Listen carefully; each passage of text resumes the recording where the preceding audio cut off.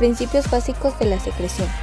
Como introducción tenemos que conocer que las glándulas secretoras se encuentran en el sistema digestivo y estas destacan por dos tipos importantes. 1. Secretan enzimas digestivas, ubicadas desde la boca hasta la parte distal del ilion y la función principal es la digestión y absorción. 2. Secretan moco, ubicadas desde la boca hasta el ano y la función principal es la lubricación y protección del tubo digestivo. Tipos de glándulas. Mucosas, también llamadas serosas. Estas glándulas, como se indica, secretan moco. En el estómago y duodeno encontraremos glándulas tubulares que secretan ácido y pepsinógeno. A comparación de las glándulas tubulares, las glándulas complejas no están directamente en el tubo digestivo, pero sí están asociadas a él y son glándulas salivales, glándulas del páncreas, glándulas del hígado. Las glándulas están reguladas de tres maneras. 1. Contacto por alimento hacia la pared. 2. Sistema nervioso autónomo, estímulo, simpático y parasimpático, que describiremos más adelante y estarán presentes en cada secreción. 3. Hormonas. Estimulación autónoma, parasimpático. La estimulación parasimpática aumenta la velocidad de secreción de forma invariable. Ocurre en la parte proximal del tubo digestivo. Salen las glándulas salivales, esofágicas, gástricas, pancreáticas y las glándulas de Brunner del duodeno. Se da a través de los nervios vagos y glosofaringeos. También hay estimulación en la parte distal del intestino grueso a través de los nervios sacros. Simpático. Encontraremos un doble efecto. Efecto A. La estimulación simpática aislada. Cuando no hay estímulo parasimpático aumenta la secreción. Efecto B. Cuando existe estimulación parasimpática u hormonal. Hay una disminución de flujo glandular, por tanto disminuye la secreción. Pero, ¿cuál es el mecanismo de secreción? La secreción va de la célula hacia la luz del tubo digestivo. La célula contiene núcleo, retículo endoplasmático rugoso, aparato de Golgi y mitocondrias. Su inervación dada por una fibra nerviosa. Los nutrientes para la formación de sustancias vienen de la sangre y la energía viene de las mitocondrias, ATP. El núcleo da el comando para que se fabriquen sustancias. La orden llega al retículo endoplasmático que se encarga de fabricar o hacer la síntesis de sustancias. En este caso, el retículo endoplasmático rugoso es el responsable de la formación de proteínas. Cuando es lípido, es porque es liso. Las sustancias sintetizadas van hacia el aparato de Golgi y aquí el aparato de Golgi las empaca o procesa para dejarlas en vesículas. Las vesículas son almacenadas en la parte distal de la célula. Son llamadas vesículas de secreción. Estarán almacenadas hasta que haya una señal nerviosa u hormonal. La señal aumenta la permeabilidad del calcio y la célula haciendo que haya una señal nerviosa u hormonal. La señal aumenta la permeabilidad del calcio a la célula haciendo que el calcio ingrese al líquido intracelular. El calcio se une a las vesículas y hace que las vesículas se fusionen con la membrana. La fusión hace que se expulse el contenido de las vesículas hacia el tubo digestivo, proceso llamado exocitosis. Secreción salival. En la secreción salival vamos a encontrar dos tipos de secreción. Secreción serosa, rica en enzimas llamadas pitialina y amilasa. Secreción mucosa, rica en enzimas llamadas mucina, tiene como función lubricar y proteger la superficie. Mecanismos de secreción. La saliva tiene un pH igual a 6 o 7. Contiene iones en menor concentración de sodio y cloruro y en mayor concentración de bicarbonato y potasio. Está estructurada por acinos y conductos salivales. La secreción salivar se produce en dos fases. Fase dada por axino, los acinos secretan pitialina y mucina. 2. Fase dada por el conducto salival. Cuando secretan iones, se reabsorbe sodio desde el conducto hacia el líquido extracelular, que es intercambiado por el potasio con gasto de ATP, o sea, transporte activo. se reduce la concentración de sodio en la saliva y aumenta la del potasio, pero la de reabsorción de sodio es mayor que la secreción de potasio. Entonces en el conducto habrá una negatividad de menos 70 milivoltios. Esto hace que los iones de cloruro salgan al líquido extracelular. También existe un intercambio de cloruro de bicarbonato. La secreción salival está regulada por el sistema nervioso autónomo. 1. Parasimpático. Este estímulo incrementa la salivación de manera marcada, lo que hace a través del nervio glosofaríngeo que se dirige hacia el ganglio óptico y este inerva a la glándula parótida por el nervio facial que se dirige al ganglio submandibular y este inerva a las glándulas submandibular y sublingual.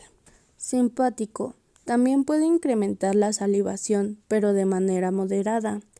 Inerva a las glándulas parótida, subglundal y submandibular. Otro factor que influye de la secreción es el aporte de flujo sanguíneo hacia las glándulas salivales. Y como el estímulo simpático produce una vasodilatación aumentará la secreción salival.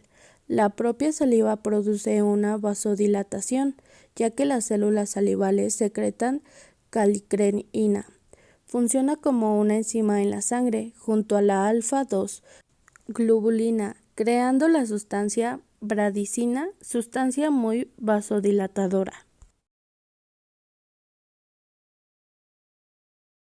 Secreción gástrica.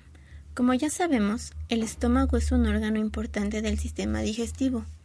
El estómago se divide en 3 partes: fondo, cuerpo y antro, y además los esfínteres cardias y píloro. En el estómago hay moco, y en este moco encontramos las glándulas gástricas, también llamadas glándulas oxínticas.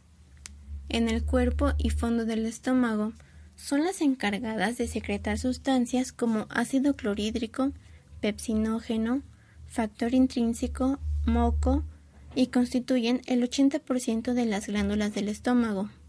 En el antro encontraremos glándulas pilóricas, y son las encargadas de secretar moco, hormonas, gastrina y somatostatina.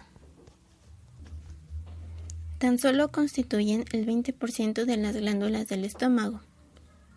Las glándulas gástricas tienen células parietales que secretan ácido clorhídrico y factor intrínseco.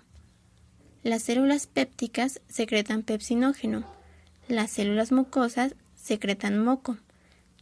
Las células parecidas a las enteromacromafines liberan histamina.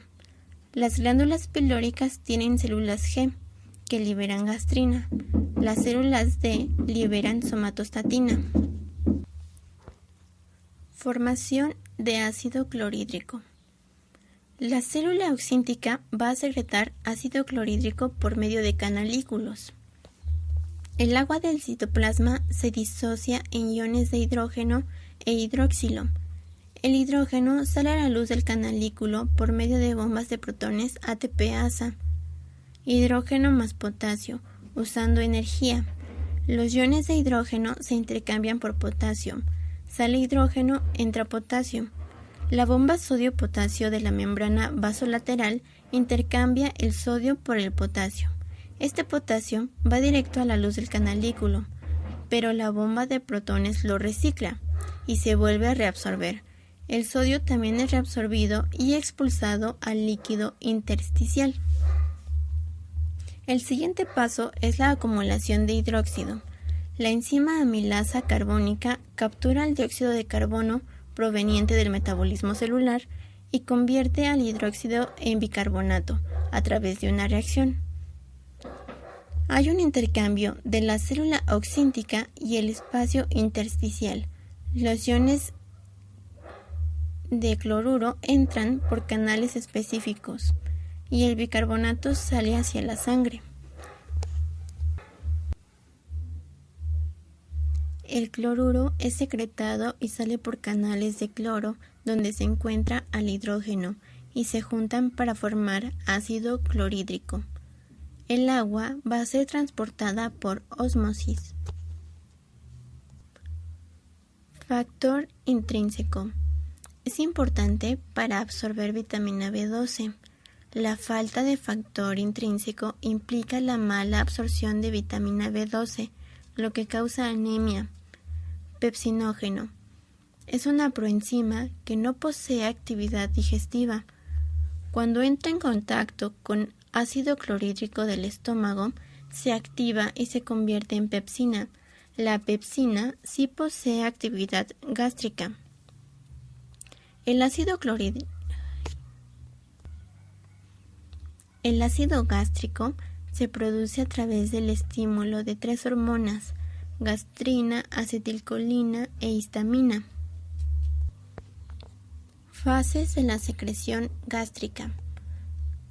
La primera, fase cefálica. Ocurre antes de que el alimento llegue al estómago. Se da por la visión, olor, tacto, gusto de los alimentos. Las señales van al sistema nervioso central.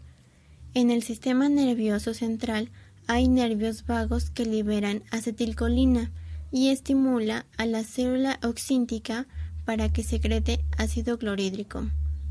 Aquí hay un aporte del 30% de la secreción gástrica. 2. Fase gástrica. Aquí los alimentos ya entraron al estómago. Hay una distensión gástrica que activa reflejos locales del sistema nervioso entérico y reflejos vagales, liberando acetilcolina. La distensión gástrica y la presencia de proteínas en el antro estimulan a las células enterocromafines, que estimulan a su vez la liberación de histamina. La histamina va a estimular la secreción gástrica y la acetilcolina va a estimular a las células G. Aquí hay un aporte del 60% de la secreción gástrica. Fase 3, que es la fase intestinal, se da por alimentos proteicos mal digeridos en el duodeno por el quimo duodenal. Estimula células G duodenales, liberando así gastrina y a su vez estimulando la secreción de ácido clorhídrico por células oxínticas. Representa el 10% de la secreción gástrica. Los factores que pueden inhibir la secreción gástrica son de carácter nerviosos y hormonales. Secreción pancreática. Ahora hablaremos del páncreas, que es un órgano situado detrás y paralelamente al estómago. En él vamos a encontrar dos tipos de tejidos: exócrino, donde hay ácidos y conductos que secretan jugos pancreáticos y bicarbonato; endocrino, donde hay islotes de Langerhans que secretan insulina y glucagón. Nos enfocaremos específicamente en el tejido exócrino. La secreción digestiva pancreática tiene como función secretar enzimas digestivas para la digestión de proteínas, digestión de hidratos de carbono, digestión de grasas, y esta estará dada por ácidos pancreáticos. También secreta iones de bicarbonato para la neutralización del quimo ácido, dada por conductos pancreáticos. Ahora recordemos que los ácidos secretan las enzimas digestivas que llegan al duodeno, y estas enzimas son 3: proteasas para proteínas, amilasas para hidratos de carbono y lipasas para grasas. Los estímulos para la secreción pancreática también serán 3: acetilcolina, colecistocinina y secretina. La acetilcolina y la colecistocinina estimulan las células acinares para la secreción de enzimas digestivas, mientras que la secretina estimula células del conducto pancreático para la secreción de bicarbonato. Cuando los estímulos actúan al mismo tiempo, la secreción es mucho más. Fases de la secreción pancreática. Al igual que la secreción gástrica, se compone de 3 fases. Fase cefálica, dada por la visión, olor, tacto o gusto de los alimentos. Esto manda al sistema nervioso central una señal, haciendo que se libere acetilcolina por los nervios vagos. estimulando así el ácido pancreático que secreta enzimas pancreáticas. Esto corresponde al 20% de la secreción pancreática. Fase gástrica. Ocurre cuando el alimento llega al estómago y en esta fase se sigue estimulando la secreción y no hay muchos cambios representativos. Esto aporta del 5 al 10% de la secreción pancreática. Fase intestinal. Es la fase más importante. Ocurre cuando el quimo entra al duodeno y estimula las células S, que liberan secretina. También células I, que liberan colicistocinina. Aquí hay un aporte del 70% de la secreción pancreática. Secreción biliar. El hígado tiene como función la secreción de bilis 600-1000 mililitros al día y la bilis tiene un papel importante en la digestión y absorción de grasa y sirve como medio de excreción de productos de desecho.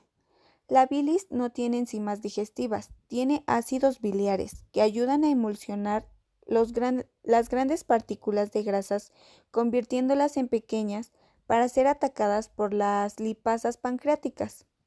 También favorece la absorción de los productos finales a través de la mucosa intestinal.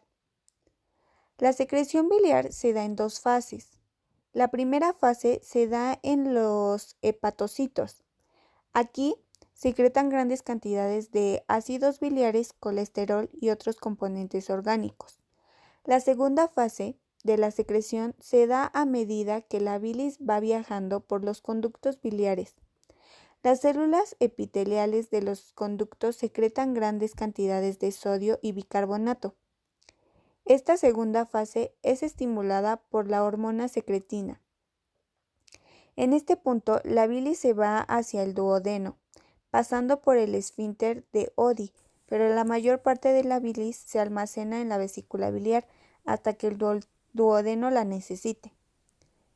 Este almacenamiento se da porque el esfínter Oddi se mantiene cerrado y la bilis refluye hacia la vesícula para su almacén. La bilis está compuesta por colesterol, ácidos grasos, bilirrubina, iones, lectina, agua y sales biliares. Estímulo de vaciamiento vesicular. Colecistocinina. Depende de la ingesta de alimentos grasos, ya que si el alimento tiene poca grasa, apenas se contraerá la vesícula. A. Contracción rítmica de la pared vesicular. B. Relajación del esfínter de Oddi para el paso de la bilis hacia el duodeno. Secreción intestinal. La secreción del intestino delgado entra el píloro y la ampolla de Vater. Hay mucosa que contiene glándulas mucosas especializadas, glándulas de Brunner. Estas glándulas secretan un moco alcalino, la secreción dada por estímulos táctiles irritantes de la mucosa duodenal, la estimulación vagal y por la hormona secretina. La estimulación simpática inhibe la secreción por glándulas de Brunner, contrario al parasimpático, que lo estimula. En el intestino delgado existen pliegues circulares que están formados por vellosidades, y estas vellosidades están formadas por enterocitos que tienen microvellosidades. Las vellosidades van por fuera hacia la luz y por dentro tenemos las criptas de Lieberkühn. Son depresores ubicadas en todas las superficies del intestino delgado. La superficie de criptas y vellosidades cubiertas por un epitelio formado por dos tipos de células. 1. Células caliciformes, que son las que secretan moco, que sirven para lubricar y proteger. 2. Enterocitos de las criptas. Secretan en grandes cantidades de agua y electrolitos. Los enterocitos de las vellosidades adyacen reabsorben el agua y los electrolitos junto con los productos finales de la digestión. Mecanismo. Los enterocitos de la cripta producen una cantidad de 1800 mililitros por día de la secreción intestinal. Cuando el quimo pasa por el intestino delgado, Las criptas secretan H2O y electrolitos. El quimo también será reabsorbido gracias a la reabsorción de H2O y electrolitos por las vellosidades. Esta circulación del líquido desde las criptas hasta las vellosidades aportan un vehículo acuoso para la absorción de sustancias del quimo. Por eso se dice que la función principal del intestino delgado es reabsorber los nutrientes y sus productos dirigidos del quimo para verterlos en la sangre. Secreción del intestino grueso. La mucosa del intestino grueso tiene criptas de Leiberkühn, pero a diferencia del intestino delgado, carece de vellosidades y células de Paneth y secreta mínimamente enzimas digestivas.